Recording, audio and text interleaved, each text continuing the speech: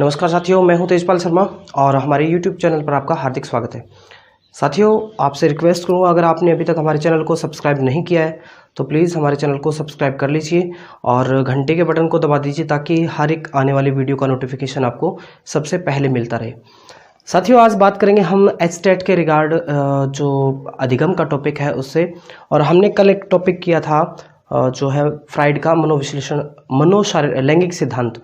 तो उम्मीद है वो वीडियो पसंद आई होगी। अगर आपने अभी तक उस वीडियो को नहीं देखा तो इस वीडियो के लिंक में उसका डिस्क्रिप्शन में उसका लिंक डाल देंगे, तो आप यहां से देख सकते हो। हमारे चैनल पर वीडियोस में जाकर के उन वीडियोस को देख सकते हैं।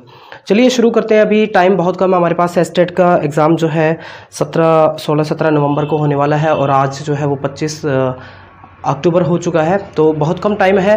तो इस कम टाइम में हम किस तरीके से करेंगे, वो एक रणनीति जो होनी चाहिए हमारे पास, उस प्रॉपर रणनीति से हम पूरे सिलेबस को हमारे इस चैनल पर हम कंप्लीट करने वाले हैं। बाकी जो सब्जेक्ट्स हैं उनके भी वीडियोस वगैरह आज मैं कोशिश करूँगा 4-5 टॉपिक पर डालूँ, तो जल्दी जल्दी हम करेंगे। तो उम्मीद है आपको ये पसंद आ रहा होगा। ज़रूर कमेंट करके ज़रूर बताएं कैसा लग रहा है। चलिए शुरू करते हैं। तो आज जो है अधिगम, आज का हमारा टॉपिक है अधिगम। अधिगम है क्या? मेन जो है शिक्षा मनोविज्ञान इस पर आधारित है, यानी जिस पर्पस के लिए हम कर रहे हैं वो सारा अधिगम है। अधिगम जिसको हम अंग्रेजी में लर्निंग कहते हैं और हिंदी में इसको हम ये सीखना कह सकते हैं। यानी कि सीखना कैसे हो, किस प्रकार आसान हो, किस प्रकार से जो है वो एक बच्चे के लिए इम्पोर्टेंट हो या उसको जो है रुचि बढ़ाने वाला हो, ऐसा कैसे हो सकता है, वो सारी चीज़ें हम मनोविज्ञान के अंदर या साइकोलॉजी के अंदर हम इसका अध्ययन करते हैं। तो मनोविज्ञान है क्या? मनोविज्ञान को कुछ जैसे एक व्यक्ति हुए हैं गिलफोर्ड, और गिलफोर्ड ने कुछ कहा है अधिगम के बारे में। अधिगम क्या है? तो अधिगम क्या है? व्यवहार के द्वारा व्यवहार में परिवर्तन।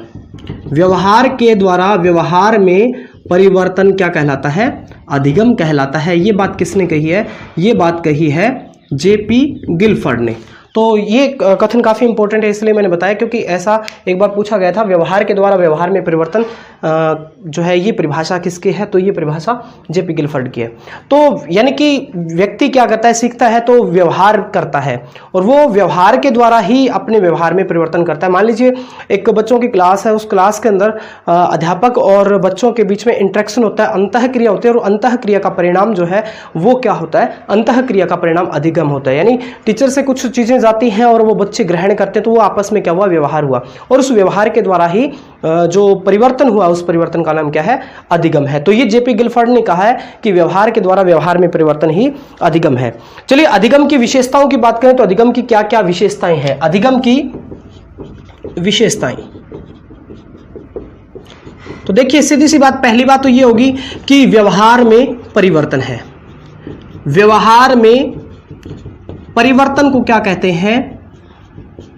व्यवहार में परिवर्तन को अधिगम कहते हैं।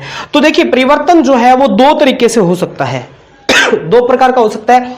एक तो हो सकता है अनुकूल और दूसरा हो सकता है प्रतिकूल।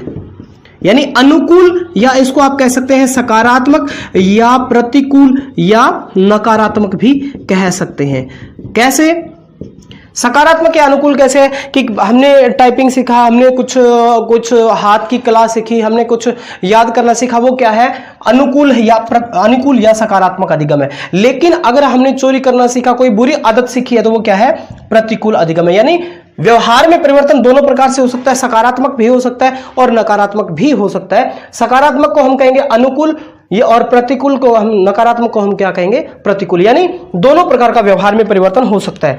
दूसरी विशेषता क्या है कि व्यवहार में परिवर्तन अभ्यास के द्वारा हो सकता है।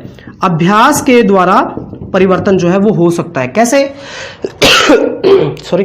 तो अभ्यास द्वारा देखिए जो थॉर्नडाइक हुए हैं, उन्होंने मेन फोकस डाला है इस बात पर कि अभ्यास के द्वारा हम किसी चीज़ को सीख सकते हैं। और पहले भी कहा भी गया है कि करत करत अभ्यास से जड़मति होत सुजान, ये बातें कही गई क्योंकि अभ्यास के द्वारा हम सीखते हैं। अब देखिए टाइपिंग है, टाइपिंग एक इस तरह का जो लर्निंग है जो अभ्यास से हो सकता है। तो उसके अंदर ऊपर आप अभ्यास करेंगे तो क्या है, आपको कीबोर्ड में देखने की जरूरत नहीं होती, आप सीधा जो है आपकी उंगलियां सीधी वहां जाती है। तो ये क्या है, अभ्यास के द्वारा सीखना है।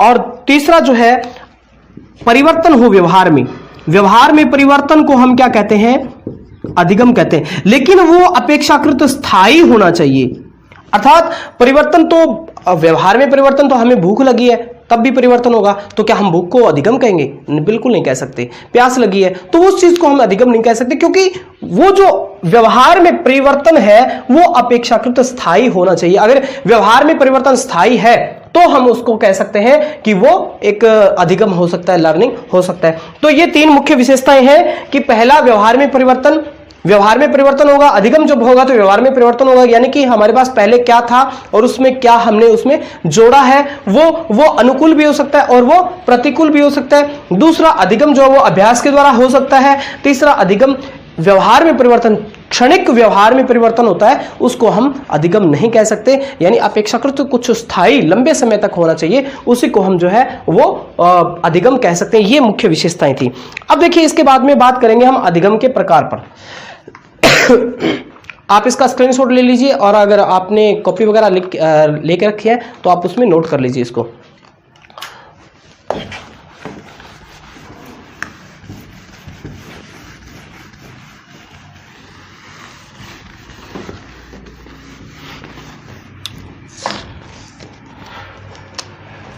इसके बाद में बात करेंगे अधिगम के प्रकार की।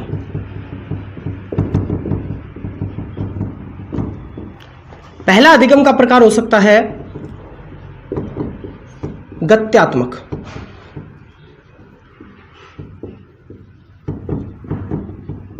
गत्यात्मक अधिगम यानी आप ये कहें कि जिसमें जो शरीर से सीखा जाता है। जैसे आपने साइकिल चलाना सीखा तो क्या आप साइकिल को चलाना सीख सकते हैं, लेकिन क्या वो आप बैठे बैठे किसी को देखते हुए, यानी कि आपने YouTube पर वीडियो देखा कि साइकिल को किस तरह चलाना है, क्या आप इस तरह से सीख सकते हैं? बिल्कुल नहीं सीख सकते, क्योंकि वो एक लर्निंग है, वो गत्यात्मक है, जो है आप ये कह सकते हैं शरीर से सीखने वाली चीज है। आप टाइपिंग सीखेंगे तो आप किसी को देखकर नहीं सीख सकते, उसके लिए आपको अभ्यास करना पड़ेगा, प्रैक्टिस करनी पड़ेगी। यानी कि जो शरीर से सीखा जाता है, जो फिजिकली रूप से जो सीखना होता है, उसको हम कहते हैं गत्यात्मक।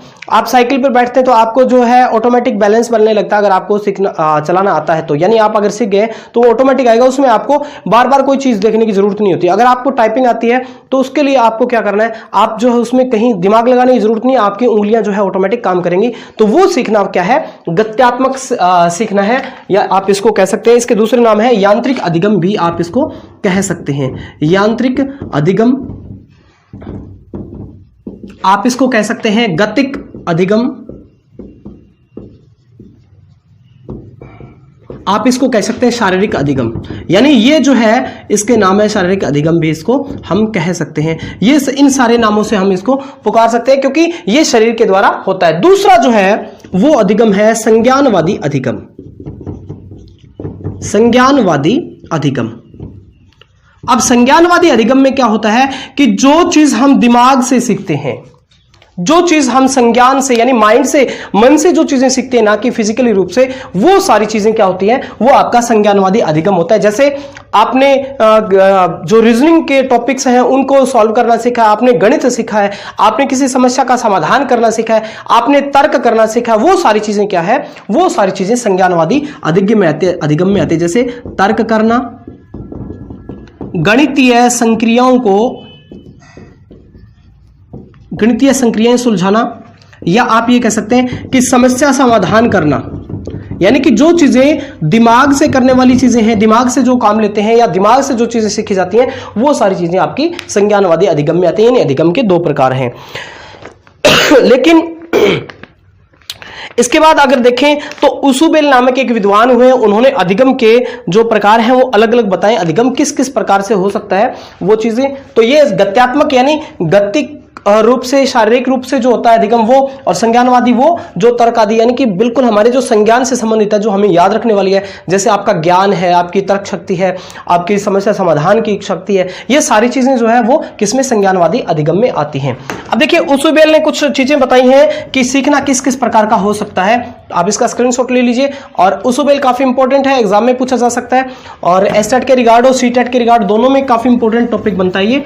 तो उसुबेल के अनुसार अगर पूछ ले कि सीखने की कितने स्टेप बताए उन्होंने, कितने प्रकार बताए, तो 4 बताए हैं। उसुबेल के अनुसार, उसुबेल के अनुसार अधिगम के जो प्रकार हैं उसमें पहला बताया उन्होंने अभिग्रहण। अभिग्रहण क्या है? अभिग्रहण आप इसको ये कह सकते हैं कि जो कहते हैं ना लर्निंग बाय डूइंग, यानी करके सीखना, कृत्वा अधिगम जो है वो, यानी एक प्रकार ये बताया है उसुबेल ने कि आप जो है वो करके सीख सकते हैं। कोई काम है, जैसे बालक है और वो बालक जैसे उसकी माँ खाना बना रही है और वो बालक बार बार तवे की तरफ जा रहा है, तो उसको कैसे करें, उसको जो है उसको जाने दें, वहां जो है वो चीज जब जाएगा और जब उसका हाथ लगेगा उसको पता चलेगा, यानी कि उसने करके सीख लिया कि ये चीज जो है वो जो है नुकसान पहुंचाने वाली है, तो वहां से वो डरेगा, यानी कि उसको अधिगम हो गया कि ये चीजें नुकसान देने वाली हैं या इससे जो है चोट वगैरह लग सकती है, तो वो चीजें सीखना है वो कैसा है, करके सीखना। या फिर क्या होता है कि जैसे प्रोजेक्ट मेथड है, उसमें क्या करते हैं कि बच्चा खुद करता है और करके सीखता है, तो वो प्रोजेक्ट मेथड भी आपका यही कह सकते हैं उसुबेल के अनुसार जो अभिग्रहण है वो एक ही बात है। अभिग्रहण, ग्रहण करना, और अभी उपसर्ग लग गया तो इसने इसको विशेष अर्थ दे दिया, इसलिए आप ये कहेंगे करके सीखना, या आप इसको कह सकते हैं कृत्वा अधिगम, लर्निंग बाय डूइंग, यानी करके सीखना। दूसरा जो है इन्होंने बताया है अन्वेषण। अन्वेषण द्वारा, अन्वेषण का शाब्दिक जो अर्थ है वो क्या है, खोजना, यानी उसुबेल कहता है कि आप उस चीज को भी और अच्छे से सीख सकते हैं जो चीज आप खुद खोज कर सीखते हैं। जैसे क्या होता है कि मान लीजिए आपके माइंड में कोई क्वेश्चन आया और उस क्वेश्चन को आपको पता नहीं है, लेकिन आपने उसको गूगल पे सर्च किया, किसी से पूछा, तो फिर वो क्वेश्चन जो आपका आंसर आपको मिलेगा, आपने अपने लेवल पर खोजा है, तो उसको आप जो है लंबे समय तक याद रख पाएंगे, क्योंकि ये खोजा है आपने खुद ने। यानी कि जब आवश्यकता होती है और आवश्यकता के बाद में कोई अधिगम होता है वो काफी इंपॉर्टेंट होता है। जैसे सीएस हल के अनुसार आप ये कह सकते हैं, सीएस हल ने जो बताया है उन्होंने भी यही कहा है अपने प्रबलन के सिद्धांत में कि आवश्यकता जब होती है, जब आवश्यकता होती है तब जो अधिगम होता है वो लंबे समय तक रहने वाला होता है। तो वो आगे डिस्कस करेंगे उस उदाहरण में। तो ये अन्वेषण का जो सिद्धांत दिया, या ये कहें कि अन्वेषण एक प्रकार है उसुबेल के अनुसार खोज कर सीखना, तो ये भी काफी प्रभावी होता है, जिसमें हम अपने जो आवश्यक जो चीजें हैं, जो हमने जानना होता है, वो चीजें अगर हमने खोज करके देखी है, खोज करके सीखा है, तो हम उसको और लंबे समय तक याद रखेंगे। और तीसरा है रटना, रट कर भी हम जो है अधिगम हो सकता है, जो उसने कहा है, थॉर्नडाइक ने कहा है, जिसको अभ्यास वाला, यानी कि अभ्यास से सीख सकते हैं, अभ्यास का नियम जो दिया है उसके ऊपर जो है आधारित है। तो यहां से क्वेश्चन कैसे बन सकते हैं, यह क्वेश्चन बन सकता है कि उसुबेल के अनुसार रटना जो है वो थॉर्नडाइक के किस नियम का अनुसरण करता है, किस नियम को फॉलो करता है, तो ये अभ्यास वाले नियम को फॉलो करता है, क्योंकि उन्होंने कहा कि जब किसी चीज को ऐसे आपको नहीं समझ में आ रहा, कोई याद नहीं हो रहे, तो आप उसको अभ्यास करिए, वो चीज आप सीख जाएंगे। ठीक है, जैसा बिल्ली ने पिंजरे में सीखा था वैसा। अन्वेषण वाले की बात करें तो ये जो है ये सिद्धांत आपका सीएस हल का जो सिद्धांत है, प्रबलन का सिद्धांत है, उस सिद्धांत के साथ या उस सिद्धांत को अनुसरण करने वाला है। इसके बाद में चौथा जो है वो आपका सीखना क्या है, अर्थपूर्ण सीखना। अर्थपूर्ण सीखना यानी किसी चीज को सीखने के लिए पहले उसको समझना होता है, समझ कर सीखना आप इसको कह सकते हैं। यानी कि अगर ये बात आप देखें तो किस सिद्धांत का अनुसरण कर रही है, तो ये बात जो उसुबेल की बात जो अर्थपूर्ण सीखने का जो प्रकार बताया है, ये जो है चिंपैंजी वाला उदाहरण जो था, जैसे उसमें जो प्रयोग किया था, उस प्रयोग के आधार पर, जैसे चिंपैंजी ने सुल्तान नामक चिंपैंजी के ऊपर प्रयोग किया था, उस प्रयोग के साथ जो है, उस सिद्धांत के साथ जो है ये काफी मैच करता है। यानी आप ये कह सकते हैं कि ये अंतर्दृष्टि सिद्धांत पर, अंतर्दृष्टि सिद्धांत जो है सीखने का, उसका अनुसरण करता है, उसको फॉलो करता है, ये अर्थपूर्ण सिद्धांत। तो ये चार प्रकार बताए हैं उसुबेल ने, और काफी इंपॉर्टेंट हो जाते हैं ये, क्योंकि एग्जाम में यहां से घुमा फिरा के क्वेश्चन पूछता है। और दूसरी बात हमने करना क्या होता है, एग्जाम में जो भी शब्द दिए होते हैं उन शब्दों के अर्थ को हमने समझना है। यानी कि शब्दों के अर्थ को अगर हम समझेंगे तो हमारा जो आधा काम जो है वो ऑटोमेटिक हो जाता है वहां। और ज्यादा कंफ्यूजन ये होती है कि हम शब्द हिंदी के शब्द उटपटांग वहां प्रयोग करते हैं, जैसे उपसर्ग वगैरह लगा दिए, प्रत्यय लगा दिए, तो इस तरह के शब्द जो है वो विशेष बन जाते हैं, और ऐसे शब्दों का अर्थ हमें समझना मुश्किल हो जाता है, या फिर इनको हम समझने की कोशिश नहीं करते, और परिणाम क्या होता है कि हम उस क्वेश्चन को गलत कर देते हैं। तो इसलिए हमें क्या करना है, अच्छे से क्वेश्चन को समझना है, समझने के बाद में उसको जो है वो अप्लाई करना है, उसके आंसर वगैरह, तो वो अगर हम करेंगे तो अच्छे से समझ में आ जाएगा। दूसरी बात कि जब भी हम किसी एग्जाम की तैयारी करते हैं, चाहे किसी बुक से करें, नोट से करें, तो हमने उस चीज में यही फाइंड आउट करना है कि एग्जामिनर यहां से क्वेश्चन किस किस टाइप के पूछ सकता है। एक लाइन पढ़ी तो उस एक लाइन से क्या क्या क्वेश्चन बन सकते हैं, वो सारी चीजें आपको देखनी होती है। अगर इस तरीके से आप तैयारी करते हैं तो आपको मुश्किल नहीं होगी, आसानी से आप इस टेट को क्लियर कर सकते हैं।